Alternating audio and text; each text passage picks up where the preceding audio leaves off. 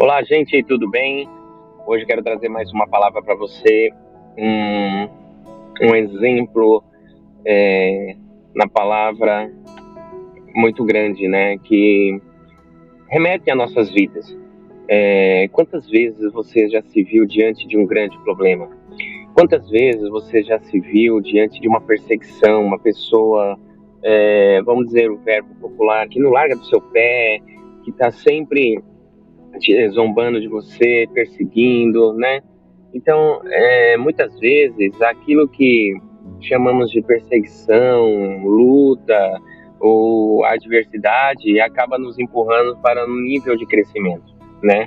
Que dificilmente alcançaríamos no conforto.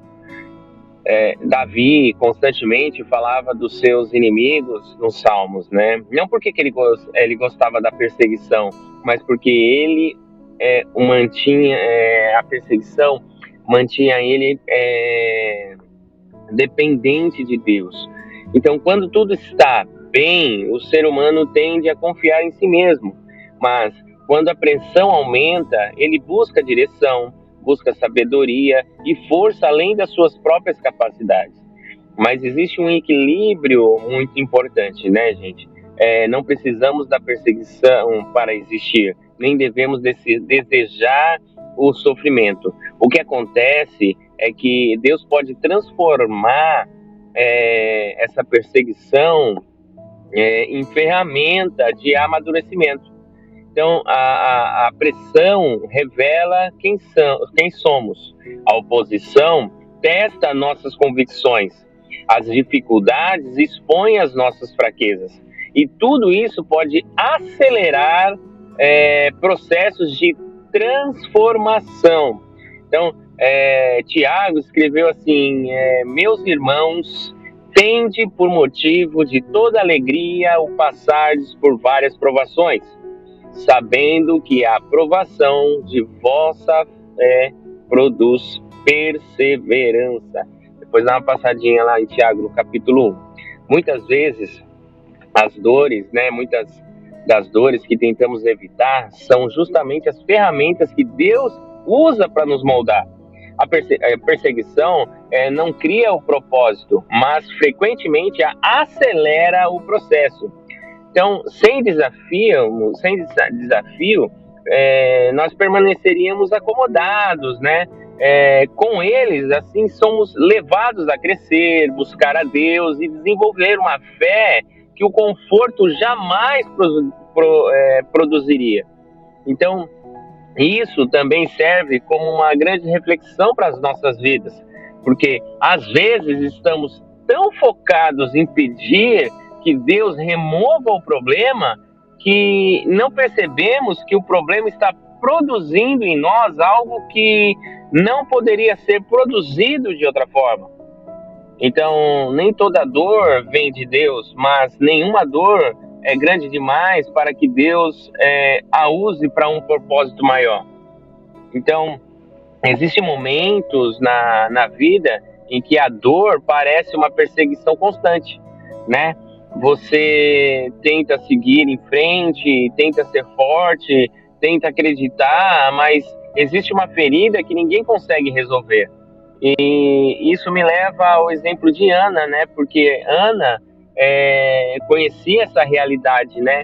Ela carregava uma dor constante que acompanhava ela todos os dias. Além de não poder ter filhos, ainda sofria grandes provocações constantes de Penina, né? Então imagine como que é isso na vida de hoje, né? A pessoa vem e fica te provocando porque você ainda não conseguiu algo que a outra pessoa conseguiu, né? Então era uma luta externa e interna, uma dor que ninguém conseguia tirar dela. Mas sabe que o que mudou na vida dela? Ana poderia ter passado a vida inteira reclamando de sua situação, né? Se comparando com os outros ou se perguntando por que eu, né? Em vez disso, ela transformou a sua dor em oração, né? Então, assim, quando chegou diante de Deus, Ana não fez só uma oração comum, ela derramou a sua alma, ela não apresentou apenas um problema, ela apresentou a sua vida. E o mais importante, ela ofereceu a Deus de vez de pedir. Então, gente, talvez seja aqui que muitos de nós precisamos mudar. Muitas vezes, nossas orações, elas são listas de pedido. Ah, Senhor, me dê isso. Deus, me tire aquilo. Deus, resolva aquilo outro. E por aí vai. Mas Ana nos ensina que existe uma oração mais profunda, uma oração que diz: Senhor, não quero apenas que o Senhor mude minha situação, eu quero que o Senhor me transforme durante o processo, né? E a grande mudança não começa quando as circunstâncias mudam, a grande mudança começa quando a oração muda, né? Às vezes estamos orando de maneira errada, né? Quando deixamos de perguntar apenas por que estou passando por isso e começamos a perguntar assim, Senhor, o que o Senhor quer me ensinar através disso? Então, quando deixamos de pedir apenas portas abertas e começamos a pedir sabedoria para atravessar essas portas, né?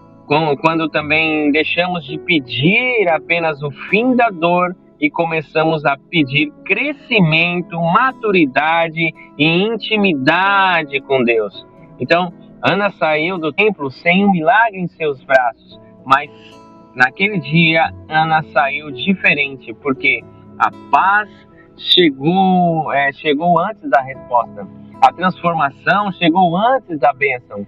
E muitas vezes Deus faz exatamente assim. Ele muda primeiro o coração, né, para depois mudar a situação. Talvez hoje a sua oração precise mudar. Talvez você tenha passado tempo demais focado no problema e pouco tempo buscando o propósito.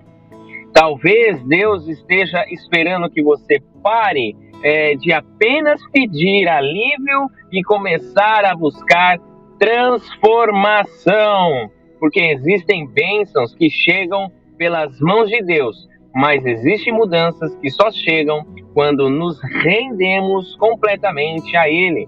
Então, a pergunta que eu deixo para você é o seguinte: se Deus não resolvesse imediatamente o problema que mais te incomoda hoje, sua oração continuaria a mesma ou ela mudaria?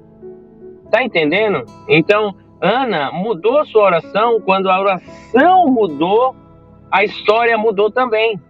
Porque está escrito, este menino orava,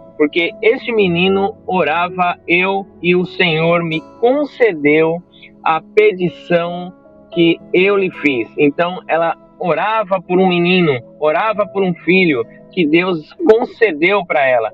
Que Deus nos ensine a não apenas a pedir respostas, mas nos tornarmos pessoas preparadas para recebê-la.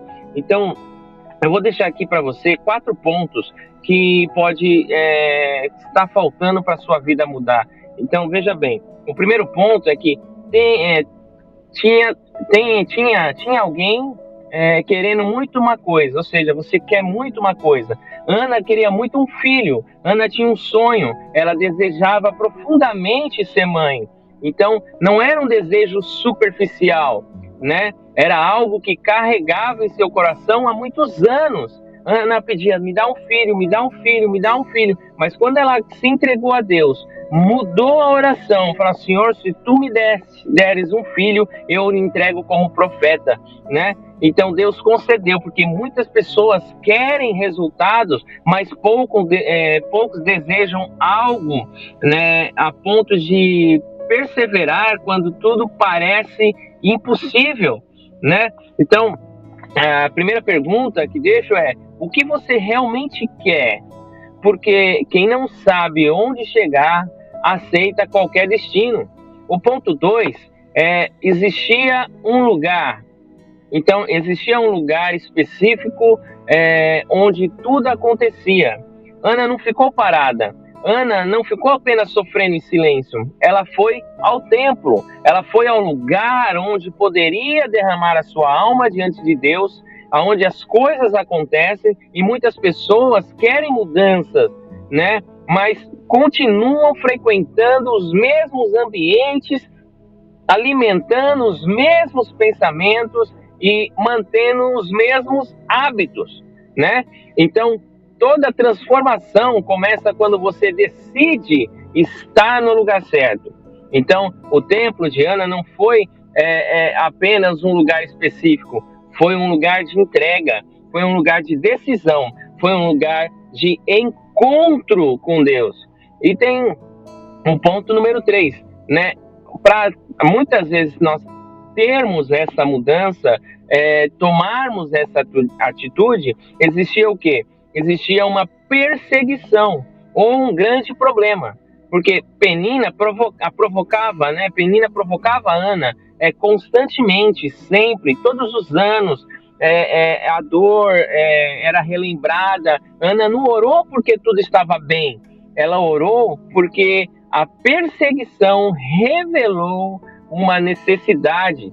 Então, gente, às vezes queremos que Deus retire imediatamente, nos retire imediatamente da luta, mas foi justamente a luta que levou Ana ao templo, né? Foi justamente a dor que aproximou Ana de Deus.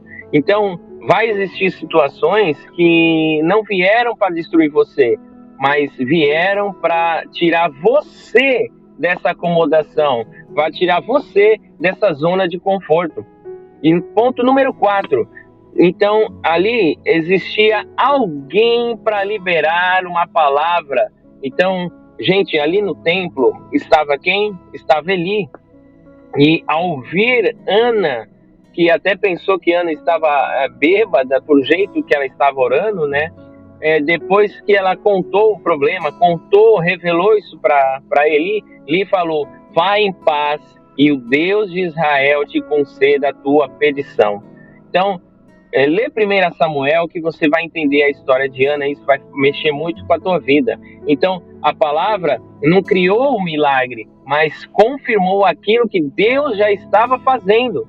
Por isso é importante ouvir as pessoas que fortalecem a sua fé e não pessoas que alimentam o seu medo. Então, teremos cuidado com o que absorvemos, né, gente? Uma palavra de Deus recebida no momento certo pode mudar a direção de uma vida inteira. Então, Ana tinha o quê?